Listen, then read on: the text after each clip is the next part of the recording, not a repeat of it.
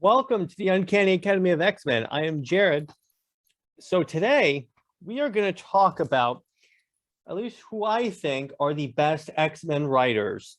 In other words, in the same way that in an earlier episode of this show, I outlined my favorite X-Men stories. Now I'm going to outline my favorite X-Men writers.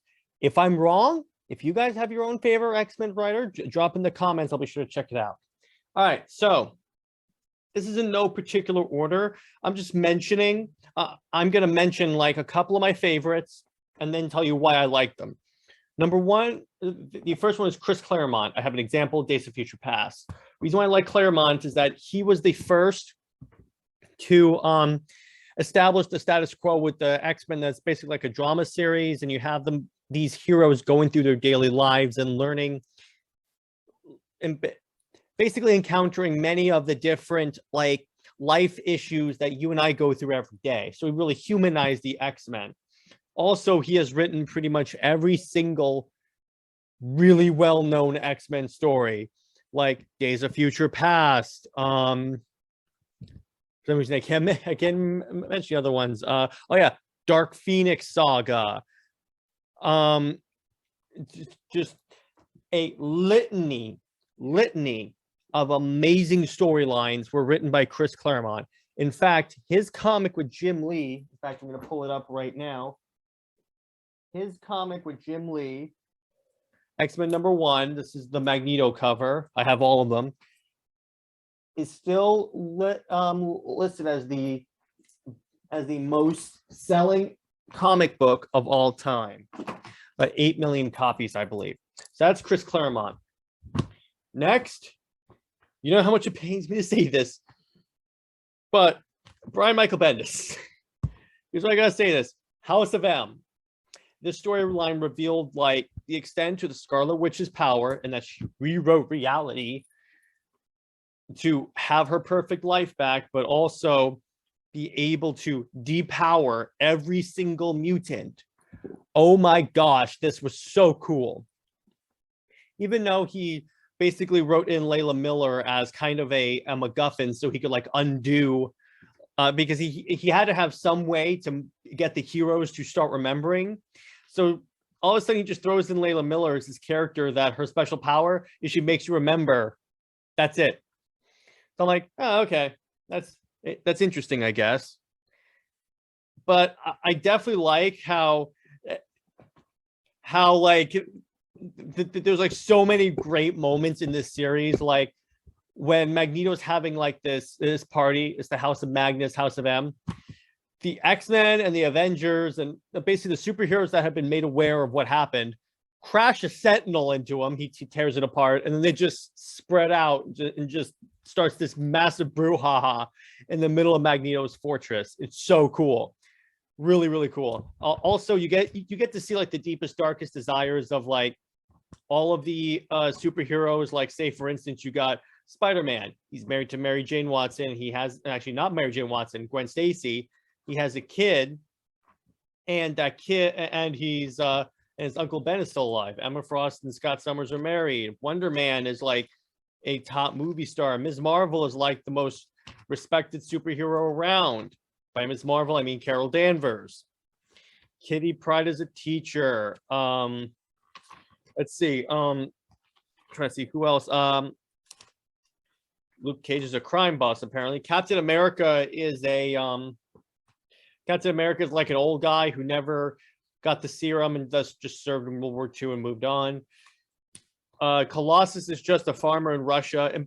And the other thing is that now mutants are the dominant species on Earth instead of humans. Humans are the minority. So it kind of reverses the old analogy with the X-Men. So that's why I loved Bendis, because first off, he's like the one. Every great Marvel event, like early Marvel, was written by Bendis. So I'm like, okay, this is cool. He keeps up that hype because I loved House of M. I've always said it's one of the greatest Marvel stories of all time. And I mean, the only issue with this is that he tends to write himself into corners a lot. That's it. Next, all of the writers, which are Bendis, Jason Aaron, Brubaker, Fraction, and Hickman were involved in Avengers versus X-Men, because all these guys contributed to this epic tale, and we definitely covered on the podcast, in which the X-Men go to war with the Avengers and kind of win. Let me put it this way. It took X-Men coming to the aid of the Avengers for the Avengers to win. That's it. The X-Men had to defect in order for the Avengers to win. That's what I've always said. The X-Men will always beat the Avengers because the X-Men are the god level characters. The Avengers are just the grounded in reality, which, don't get me wrong, that's great. That's Marvel's competitive advantage when it comes to DC. But when you have god tier characters existing in this world, it's kind of like, okay, the Avengers are screwed. So I like how these writers, all of them, weave together this storyline in a way that it was easy to understand. It was, for the most part, cohesive, and all of them were able to work together to tell this tale of basically it's brother against brother. It's the Avengers versus the X-Men. They fought together for many, many, many years.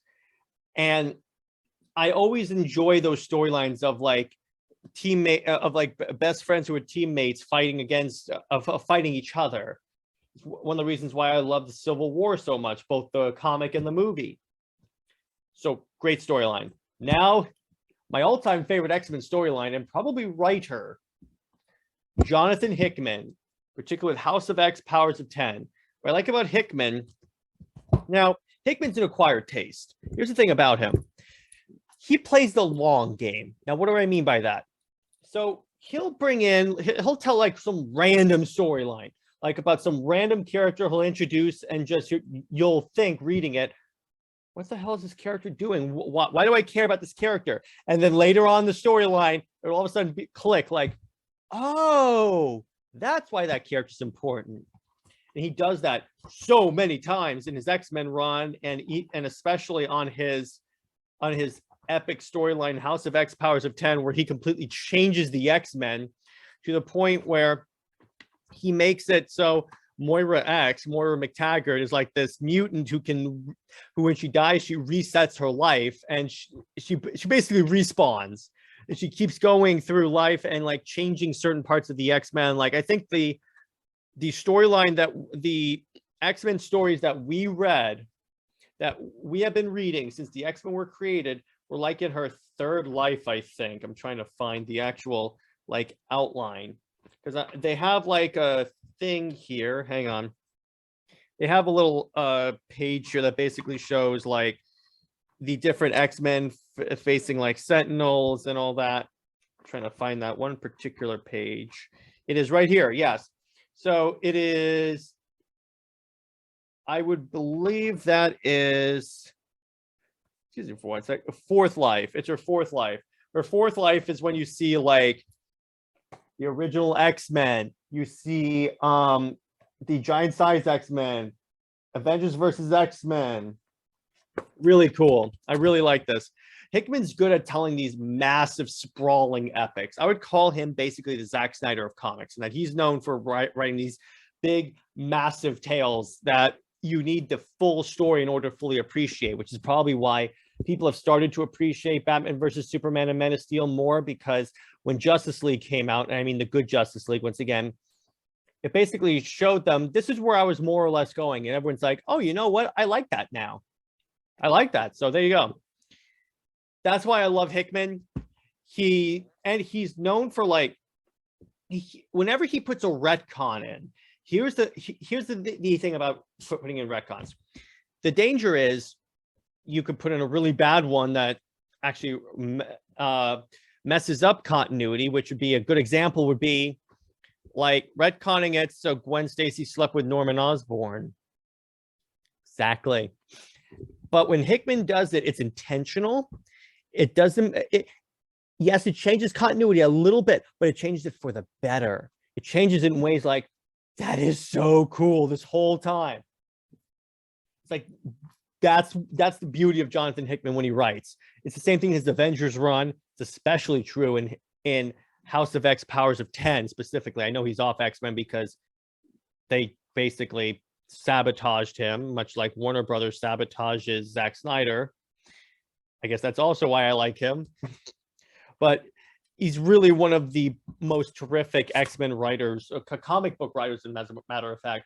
He is actually my favorite Marvel writer. Kind of like how Jeff Johns is my favorite DC writer. He is my favorite Marvel writer. Because like Jeff Johns, you can tell he's really a student of the lore. He treats the X-Men like gods. And if all of the longtime listeners of Comics League will know that that's why I like DC more than Marvel, is because they have that little, I like that gods amongst men analogy with superheroes. And Hickman definitely plays on that specifically, particularly when he establishes like the Quiet Council, because that reminds me a lot of like the God's Chamber and Olympus. Those are my favorite X-Men writers. Now, remember, these are just my favorites. If you have your own favorites, or you think I'm wrong about any of these guys, if you think Hickman's wrong, or I'm wrong to put Bendis on the list, you're more than welcome to reach out. We have Comics League 2021 on Instagram, Comics League 2020 at gmail.com. And you can follow me on Twitter at JusticeLord114.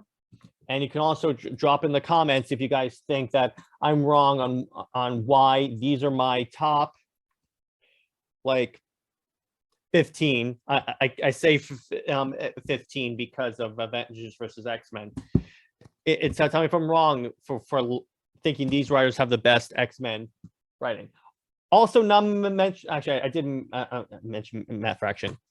Never mind. But anyway, that's my list. Hope you guys enjoyed this. I will see you this Friday for Under Two Capes. Hope you guys enjoyed this episode. I will see you later. Class is out of session. Bye-bye.